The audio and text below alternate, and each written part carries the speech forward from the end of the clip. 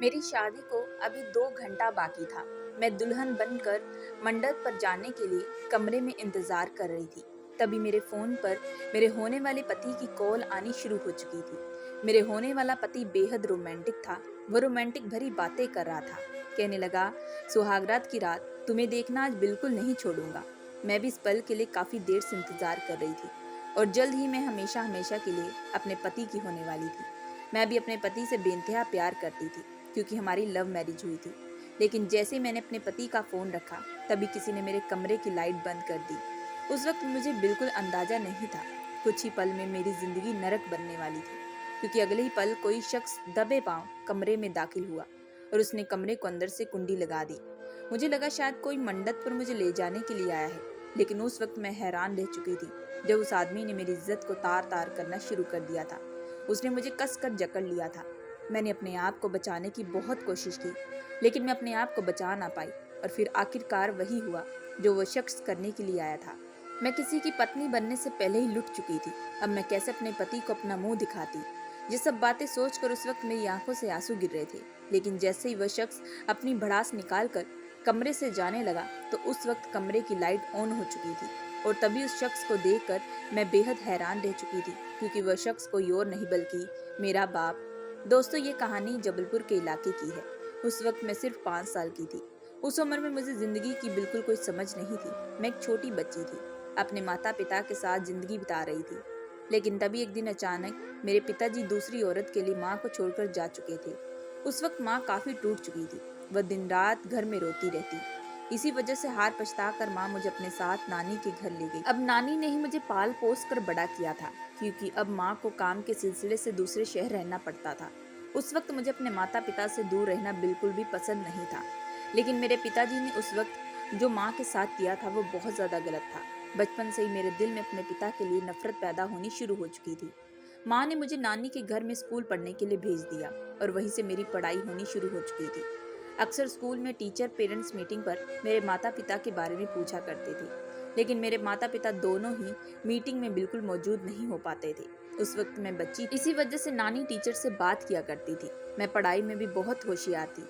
इसी वजह से टीचर नानी के सामने मेरी हमेशा तारीफें किया करती। धीरे धीरे वक्त बड़ी तेजी से बीत रहा था। मैं नानी के घर पर रहकर ही पढ़ाई करने लगी। अक्सर मेरी माँ 6 महीने के बाद मुझसे मिलने के लिए आया करती थी। माँ का प्यार देखकर मैं बेहद खुश हो जाती। माँ अक्सर नानी के सामने पिताजी के बारे में जब बात करती तो खूब रोने लगती। मैं माँ की आंखों में उस वक्त आंसू देखकर मुझे काफी दुख लगता था। एक बार भी मेरे पिताजी ने मुड़कर मेरे और माँ के बारे में बिल्कुल नहीं सोचा। अब धीरे धीरे वक्त जो था इसी तरीके से बीतने लगा था और अब मेरी उम्र 16 साल की हो चुकी थी। 16 साल की उम्र में ही मुझे गली के एक लड़के के साथ मोहब्बत हो चुकी थी, जिसका नाम संदीप था।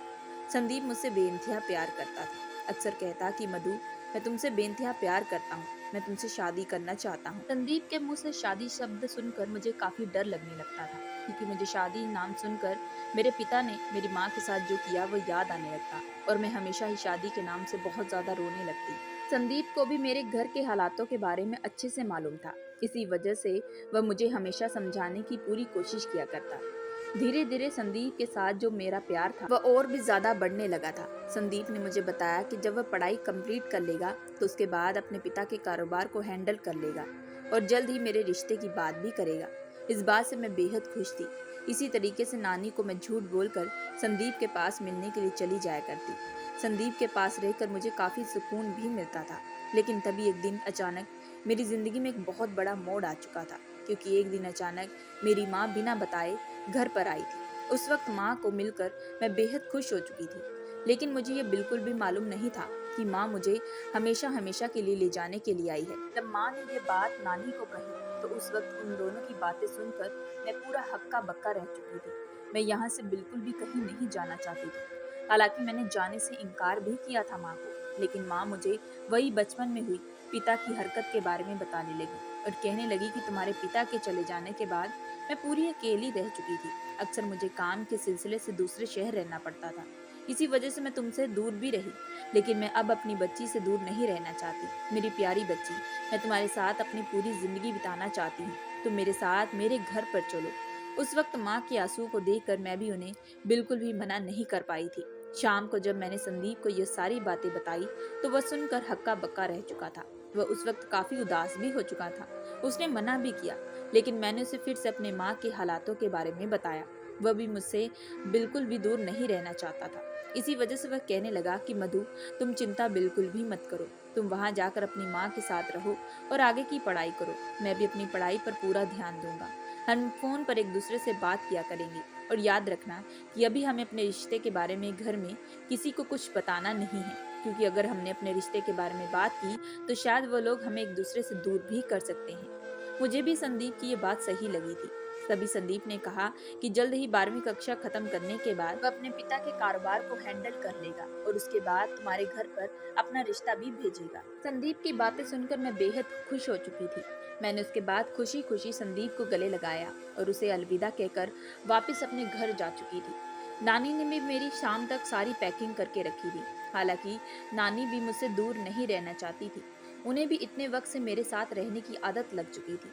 नानी भी मेरे जाने से बेहद दुखी हो चुकी थी, लेकिन मैंने तभी उन्हें कहा कि मैं हमेशा उनसे मिलने के लिए यहाँ पर आती जाती रहूंगी। आपको चिंता करने की बिल्कुल भी जरूरत नहीं है। उसके बाद मैं माँ का हाथ पकड़कर खुशी खुशी माँ के साथ चली गई। फिर काफी घंटे के सफर के बाद माँ मुझे घर में लेकर गई। वह घर जो था काफी बड़ा था और जैसे ही माँ ने घर के दरवाजे की घंटी बजाई तो सामने से एक हट्टा कट्टा आदमी सामने आकर खड़ा हो चुका था। माँ उससे बहुत प्यार से गले लगा रही थी और मैं उस वक्त माँ की इस हरकत को देखकर हैरान रह चुकी थी। मुझे नहीं मालूम था कि वह आदमी है कौन। तभी वह आदमी मुझे गहरी निगाहों से देखने लगा और फिर उसने मेरे बदन पर अपना हाथ फेरना शुरू कर दिया। उसका जो अंदाज था बेहद अलग था। मैं उसे डर कर पीछे हट चुकी थी। तभी माँ कहने लगी कि डरो मत बेटी, ये तुम्हारे नए पापा हैं। मैंने कहा नहीं, ये तो मेरे पापा बिल्कुल भी नहीं है। ये बात सुनते ही माँ कहने लगी कि बेटी, तुम मेरे साथ मेरे कमरे में चलो। मैं तुम्हें आज सारी सच्चाई बताना चाहती हूँ। वक्त रहते तुम्हें भी सच्चाई का पता चलना चाहिए। माँ मेरा हाथ पकड़कर कमरे में ले जा चुकी थी और वो आदमी जो था मुझे पीछे से गहरी निगाहों से देख रहा था। कमरे में जाते ही माँ फिर से मेरे पापा के बारे में बात करने लगी कि मेरे पापा ने दूसरी औरत के साथ शादी कर ली है, उसके 2 बच्चे भी हैं और वह अपनी दूसरी पत्नी के साथ बेहद खुश है और उसके साथ खुशी खुशी अपनी जिंदगी भी बिता रहा है। लेकिन उसके बाद मैंने कई सारी परेशानियों का सामना भी अकेले किया था, लेकिन उस वक्त उस आदमी ने ही मेरी मदद की थी और ये आदमी अब तुम्हारा पिता है, क्योंकि मैंने इससे शादी कर ली है। यानी कि ये मेरा पति बन चुका है। ये देखना तुमसे बेहद प्यार करेंगे, तुम्हें कभी भी कोई चीज की परेशानी बिल्कुल भी नहीं आने देंगे। उस वक्त माँ की बातें सुनकर मेरी आंखें बड़ी हो चुकी थी। ये कहते ही माँ कहने लगी, मैंने बड़ी मुश्किल से अपने आप को संभाला था और आज मैंने ये मुकाम भी हासिल किया है। मैंने खुद कपड़ों का एक छोटा सा कारोबार भी शुरू किया है। मैं चाहती हूँ कि हम सभी भी अब खुशी खुशी अपनी जिंदगी बिताएं। यह कहते ही माँ की आंखों से उस वक्त आंसू आने लगे थे। मैं माँ से बेइंतहा प्यार करती थी। मैं एक बार फिर से अपने माँ के आंसुओं को देखकर पिघल चुकी थी और मैंने माँ के आंसुओं को पोंछते हुए कहा कि आपको चिंता करने की जरूरत नहीं है। आप जैसा कहेंगी मैं वैसा करने के लिए तैयार हूँ। इस बात से माँ ने खुशी से मुझे गले लगा लिया। माँ के चले जाने के बाद मैं संदीप को तुरंत फोन करके घर पे हुई सारी वारदात बताई। संदीप भी कहने लगा कि तुम्हारी माँ ने जो फैसला लिया है वह बेहद सही है। उन्हें भी अपनी जिंदगी जीने का पूरा हक है। तुम्हारे पिताजी ने जो किया था वो बेहद गलत था। इसी वजह से तुम इन सब बातों पर ध्यान बिल्कुल भी मत दो। तुम बस अपनी पढ़ाई पर ज्यादा ध्यान दो और पढ़ाई खत्म होने के बाद देखना मैं जल्द ही तुम्हारी माँ से अपने रिश्ते की बात भी करूंगा। उसके बाद मैं तुम्हें हमेशा के लिए अपने पास ले आऊंगा। संदीप की बातें सुनकर मुझे काफी हौसला भी मिल रहा था, लेकिन उसके बाद से तभी मेरा पिता कमरे में आया और कहने लगा, बेटी, यह बादाम वाला दूध पी लो। इसे पीने के बाद तुम्हें ताकत आएगी। तुम बहुत ही ज्यादा कमजोर हो चुकी हो। मैंने तुरंत उनके हाथ से दूध ले लिया। हालांकि मैं उनसे ज्यादा बातचीत बिल्कुल भी नहीं की थी। दूध पीने के बाद मैं लेट चुकी थी। वह तभी भी कमरे में खड़े होकर मुझे देख रहे थे और अचानक ही मेरे बगल में आए और मेरे सर पर अपना हाथ फेरना शुरू कर दिए। लेकिन इतने सालों के बाद आज मुझे पिता का प्यार मिल रहा था, जिसे पाकर मुझे काफी खुशी भी मिल रही थी। अब धीरे धीरे मेरे पिताजी हर एक फर्ज निभाया करते थे। वो मेरी हर जरूरतों को पूरा करते थे। वह जब भी काम से घर आते तो मेरे लिए बहुत सारे खिलौने लेकर आया करते। वह मुझे खुश रखने की पूरी तरीके से कोशिश करते थे। माँ भी ये सब देखकर बेहद खुश हो चुकी थी। माँ अक्सर मुझे कहा करती थी कि तुम भी उन्हें एक बेटी का प्यार देना, कभी उन्हें कोई चीज की तकलीफ बिल्कुल भी मत देना। वह इंसान दिल के अच्छे हैं, लेकिन फिर वक्त के साथ साथ मैं बड़ी होने लगी थी और मुझ में बदलाव भी काफी आने लगे थे। मेरा पहले के मुकाबले शरीर काफी तंदुरुस्त होने लगा था और अब मैं दिखने में बेहद और भी ज्यादा सुंदर हो चुकी थी। लेकिन मुझे नहीं पता था कि धीरे धीरे ये सुंदरता ही मेरे लिए अभिशाप बन जाएगी। मेरे पिताजी जो थे वह हमेशा मेरे लिए सुंदर सुंदर ड्रेस भी लेकर आते थे। अपने पिता का प्यार पाकर मैं बेहद खुश हो चुकी थी और इसी तरीके से अब मेरी जो पढ़ाई भी थी वह कंप्लीट हो चुकी थी। अब मैं ज्यादातर घर पर ही रहा करती थी, लेकिन धीरे धीरे मुझे अपने पिता में बदलाव सा दिखने लगा था। लेकिन अक्सर मैं इसे अपना वहम समझकर अपने दिमाग से इन बातों को निकाल दिया करती थी। अक्सर वह घंटे घंटे बैठकर मुझसे बातें किया करते थे और अक्सर मेरी पीठ पर अपना हाथ भी सहलाया करते थे। लेकिन तभी एक दिन माँ किसी काम से बाहर गई थी। उस दिन मैं घर पर अकेली थी, घर पर कोई भी मौजूद नहीं था कि तभी अचानक हमारे घर के दरवाजे की बेल बजने लगी। मैं जैसे ही दरवाजा खोलने के लिए आगे बढ़ी तो एक आदमी खड़ा था जो भीख मांग रहा था। उसने मुझे देखा तो उसकी आंखें बड़ी हो चुकी थी। वह बस गहरी आंखों से देखने लगा। मुझे उस आदमी की नजर खराब सी लगने लगी थी। मैं डर के मारे जैसे दरवाजा बंद करने लगी तो वह कहने लगा, मैं काफी भूखा हूँ, मुझे कुछ खाने को दे दो। मैं उसकी मदद करना चाहती थी। इसी वजह से दरवाजा बंद करके मैं उसके लिए किचन में रोटी लेने के लिए गई और जैसे ही रोटी लेकर वापस आई और उस आदमी को देने लगी तब वह मेरे हाथों को छूने लगा था। मैंने तुरंत उसके बाद दरवाजे को अंदर से कुंडी लगा दी थी। अब इसी तरीके से वक्त जो था वह तेजी से बीतने लगा था। दूसरी तरफ संदीप ने अपने पिता के कारोबार को अच्छे से संभाल लिया। इसी वजह से उसने मुझे पहले से बता दिया कि वह मेरे घर पर रिश्ता लेकर आने वाला है। मैंने माँ को भी इस बारे में बताया था कि मैं संदीप नाम के एक लड़के से प्यार करती हूँ। शाम को जैसे संदीप अपने पिता के साथ हमारे घर पर आया तो हमने उसका बहुत अच्छे से स्वागत किया था। फिर माँ ने और संदीप ने एक दूसरे से काफी देर तक बात भी की। माँ को भी संदीप काफी अच्छा लगने लगा था, लेकिन तभी माँ ने कहा कि मैं जल्दी अपने पति से बात करके शादी की तारीख फाइनल कर देती हूँ। अगर मधु मुझे पहले बताती तो शायद मैं अपने पति को मीटिंग से जाने से भी रोक लेती, लेकिन अब तो रात को वो मीटिंग से आएंगे तब मैं उन्हें बताऊंगी। अब संदीप और मेरी शादी होने वाली थी, इस बात से मैं बेहद खुश थी। रात को पिताजी आए और माँ ने उन्हें सारी बात बताई। फिर दूसरे दिन ही पंडित जी को बुलाकर मेरी शादी का दिन फिक्स कर दिया गया। लेकिन जब मैं शादी की शॉपिंग के लिए घर से बाहर निकलने लगी तभी मैंने उस भिखारी को, जो कुछ दिन पहले मेरे घर पर आया था, मैंने उसे वहां पर मौजूद पाया। मैंने देखा कि वो एक चादर ओढ़कर अक्सर हमारे घर के इर्द गिर्द घूम रहा था। मुझे उसके इरादे बिल्कुल अच्छे नहीं लग रहे थे, लेकिन दूसरी तरफ मेरा दिमाग कहने लगा कि मुझे इन सब के बारे में ज्यादा नहीं सोचना चाहिए। मुझे ज्यादा से ज्यादा अपनी शादी पर ध्यान देना चाहिए। मेरे घर में शादी वाला माहौल बन चुका था। घर को पूरे अच्छे तरीके से सजाया गया। माँ भी मेरी शादी के लिए बहुत खुश थी। दूसरी तरफ पिताजी ने भी मेरी शादी के लिए बहुत सुंदर सा जोड़ा तैयार करवाया था। जब हम सब ने वह जोड़ा देखा तो देखकर बेहद दंग रह गए, क्योंकि वह दिखने में बेहद खूबसूरत था। जैसे ही मैंने उस जोड़े को पहना तो उसमें मैं परी लगने लगी थी। अपने पिता का प्यार देखकर मैं बेहद खुश थी। इसी तरीके से मेरी शादी का दिन आ चुका था। कमरे में दुल्हन का जोड़ा पहनकर मैं बैठी थी। उस वक्त मेरी सहेलियां भी मौजूद थी। वह मुझे सुहागरात के बारे में बताने लगी। उस वक्त हम सभी एक साथ हंसी मजाक कर रहे थे कि तभी माँ कमरे में आई और मेरी तारीफें करने लगी। कहने लगी कि आज मेरी बेटी बहुत ज्यादा सुंदर लग रही है। उस वक्त माँ काफी इमोशनल भी हो रही थी। मैं अच्छे से समझ सकती थी। वह कहने लगी कि अब मेरी बेटी भी विदा होकर अपने घर चली जाएगी। उस वक्त माँ की बातें सुनकर मुझे भी काफी रोना आ रहा था। मैं भी इमोशनल हो चुकी थी। मेरी भी आंखों से आंसू गिरने ही वाले थे कि माँ ने कहा कि अभी रोना धोना बिल्कुल भी नहीं है, नहीं तो सारा मेकअप खराब हो जाएगा। फिर कुछ देर के लिए मेरी सहेलियां और माँ कमरे से जा चुकी थी। उस वक्त मैं कमरे में अकेली बैठी थी। तभी मेरे कमरे की अचानक ही लाइट जा चुकी थी और पीछे से किसी ने आकर तुरंत मुझे पकड़ लिया था। उस वक्त मैंने अपने आप को छुड़ाने की बहुत ही ज्यादा कोशिश की थी, लेकिन इस वक्त किसी ने मेरी नाक पर एक रुमाल सूंघा दिया था, जो कि कोई दवाई वाला था, जिसे सूंघने के बाद मैं बेहोश हो चुकी थी। और काफी देर के बाद जब मेरी आंख खुली तो मैंने अपने आप को एक कमरे में पाया था। इस वक्त वहां से निकलने के लिए मैंने बहुत ही कोशिश की, लेकिन हर तरफ से कुंडी लगी हुई थी। मुझे काफी चिंता भी सता रही थी कि आखिर मुझे यहाँ पर कौन लाया, किसने मेरे साथ ये सब किया, क्योंकि आज मेरी शादी होने वाली थी और शादी को कुछ घंटे ही पड़े थे। मेरे साथ क्या हो रहा था मुझे कुछ भी मालूम नहीं। लेकिन तभी मुझे किसी के चलने की आहट आने लगी और धीरे से जैसे ही कमरा खुला तो मैंने देखा कि एक हट्टा कट्टा आदमी कमरे में दाखिल हुआ था। लेकिन उस आदमी को देखकर मेरे पूरे होश उड़ चुके थे, क्योंकि वह आदमी कोई और नहीं बल्कि मेरा पिता था। वही मेरा पिता जिसने मेरी शादी के लिए इतना तामझाम किया था, जिसने मेरी शादी के लिए दुल्हन का जोड़ा तैयार किया था। मैं अपने पिता को देखकर हैरान रह चुकी थी। मैंने कहा कि आप यहाँ पर क्या कर रहे हैं और मेरे साथ क्या हुआ है। तभी उन्होंने मुझे आते ही कस कर पकड़ लिया और कहने लगे कि मैं तुम्हें चाहने लगा था, तुमसे प्यार करने लगा था, लेकिन तुमने तो किसी और के साथ अपनी जिंदगी बिताने के बारे में सोच लिया। तुम ये सब कैसे कर सकती थी। ये सब उस वक्त अपने पिता के मुंह से सारी बातें सुनकर मैं पूरी हैरान रह चुकी थी। मैंने कहा कि आप तो मेरे पिताजी हैं, आप ये सारी बातें क्या कर रहे हैं, आप होश में तो हैं। तभी वे कहने लगे कि मैं कोई तुम्हारा पिता विता नहीं हूँ और ना ही तुम मेरा खून हो।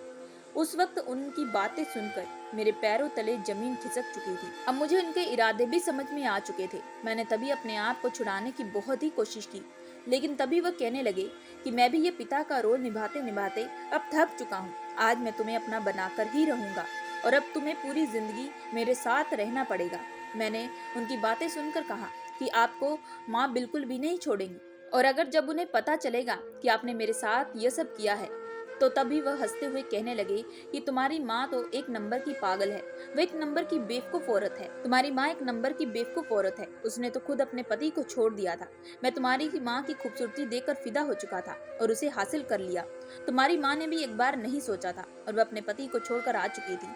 मुझे ये कहानी बिल्कुल समझ नहीं आ रही थी, लेकिन उसके बाद जैसे ही वह मुझे अपने आगोश में लेने लगा था कि तभी पीछे से अचानक एक आदमी कमरे के अंदर घुसा और उसके साथ मेरा होने वाला पति भी मौजूद था। उन दोनों को देखकर मैं हैरान रह चुकी थी, लेकिन वह आदमी कोई और नहीं, वही भिखारी था जो मुझे अक्सर गहरी निगाहों से देखा करता था। मैं तभी तुरंत भागती हुई संदीप के पास चली गई। संदीप मुझे कहने लगा कि तुम ठीक तो हो ना। मैंने कहा कि मैं ठीक हूँ, लेकिन तुम्हें कैसे पता चला कि मैं यहाँ पर मौजूद हूँ। तभी संदीप कहने लगा कि तुम्हारे सगे बाप ने ही मुझे यहाँ तक का रास्ता बताया है। संदीप के ये कहते ही तुरंत पीछे से पुलिस भी आ चुकी थी और फिर पुलिस मेरे सौतेले बाप को वहाँ से लेकर भी जा चुकी थी। दूसरी तरफ माँ भी कमरे में बेहोश पड़ी थी। जब उन्हें होश आई तो ये सारी बातें पता चली तो उन्हें काफी दुख भी हुआ। कहने लगे गलती मेरी थी।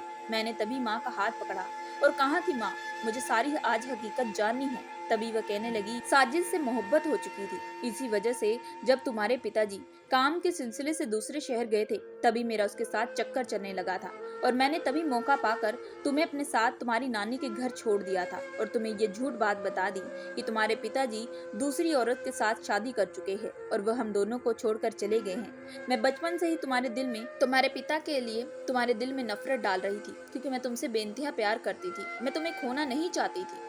उसके बाद तुम्हारे पिताजी ने भी बहुत बार मिलने की कोशिश की और कहा कि मैं तुमसे मिलवाऊं, लेकिन मैं कभी भी उन्हें तुमसे मिलने नहीं देना चाहती थी क्योंकि मैं नहीं चाहती थी कि सच्चाई तुम्हें कभी भी पता चले। मुझे लगा था कि साजिद एक बहुत ही अच्छा आदमी है, मैं उसके साथ जिंदगी बिताऊंगी तो वह बेहद मुझे खुश रखेगा। उसने तो मुझे हमेशा खुश भी रखा था, लेकिन उसने जो तुम्हारे साथ किया वो बहुत ही ज्यादा बेहद घिनौना काम था। मैं सोच भी नहीं सकती थी। आज तक मुझे पता भी नहीं चला कि साजिद इतना घटिया इंसान है। ये कहते ही माँ रोने लगी और अपनी गलती की माफी भी मांगने लगी। दूसरी तरफ मेरे सगे बाप की आंखों में भी आंसू थे। मैंने उनका हाथ पकड़कर माफी मांगी। मैंने कहा कि मुझे आपको पहचानने में भूल हो चुकी थी। तभी वह कहने लगे कि इसमें तुम्हारी कोई भी गलती नहीं थी। उस वक्त तुम बहुत ही ज्यादा छोटी थी, बस मैं तुम्हें देखना चाहता था और जिस दिन तुम्हें देखा तो मुझसे रहा भी नहीं गया। इसी वजह से मैं अक्सर घर के इर्द गिर्द भिखारी बनकर रहा करता था। लेकिन एक रात मुझे उस आदमी की हरकत के बारे में मालूम हो चुका था। उसकी जो नीयत थी वह तुम पर खराब हो रही थी। इसी वजह से मैं अक्सर उस आदमी पर नजर भी रखने लगा था। मैं तुम्हारी माँ को भी ये सारी हकीकत बताना चाहता था, लेकिन मुझे पता था कि वह इन बातों पर कभी भी विश्वास नहीं करेगी क्योंकि वह उस आदमी से पागलों की तरह प्यार करती है। जब मुझे पता चला कि वह आदमी तुम्हें बेहोश करके वहां से ले जा चुका था तो मैंने तुरंत तुम्हारे होने वाले पति को ही सारी सच्चाई भी बताई और फिर हम दोनों ने तुम्हें ढूंढना शुरू कर दिया। उस वक्त अपने सगे बाप के आगे मैंने हाथ जोड़ दिए थे। सच में बाप बाप होता है। आज मेरे पिता ने वाकई एक पिता का फर्ज निभाया था। अगर आज वह वक्त पर ना आते तो शायद वह आदमी मेरे साथ कुछ गलत भी कर सकता था और उसके बाद मेरी जिंदगी जो थी वह खराब हो जाती। मैं कभी किसी को मुंह दिखाने के लायक भी ना रहती और शायद उस वक्त मेरा पति भी मुझे छोड़ देता। मेरी माँ ने भी पिताजी के सामने हाथ जोड़ दिए थे और अपनी गलती की माफी मांगने लगी। कहने लगी कि उसने बहुत ही ज्यादा गलत किया था। उस वक्त जो माहौल था वो काफी इमोशनल भरा था, लेकिन उसके बाद तभी पंडित जी कमरे में आए और कहने लगे कि जल्दी कीजिए नहीं तो शादी का मुहूर्त निकल जाएगा। फिर माँ ने और पिताजी ने दोनों ने मिलकर ही मेरा कन्यादान किया और जल्द ही मेरी संदीप के साथ शादी भी हो चुकी थी। अब मैं संदीप की पत्नी बन चुकी थी। कभी कभी हम अपनी खुशियों के खातिर गलत रास्ते पर निकल जाते हैं, जिसका अंजाम आगे चलकर बहुत ही ज़्यादा बड़ा निकलता है। मेरे साथ भी कुछ यही मामला हुआ था, लेकिन अब मैं बेहद खुश हूँ क्योंकि वक्त रहते ही मेरे पिताजी ने मुझे उस घिनौने आदमी से बचा लिया था। दोस्तों, मैं आशा करती हूँ कि आप लोगों को ये कहानी पसंद आई होगी। अगर आप लोगों को ये कहानी पसंद आई है तो प्लीज़ हमारे चैनल को लाइक और सब्सक्राइब जरूर करिएगा एंड बेल आइकन का बटन जरूर दबाइएगा।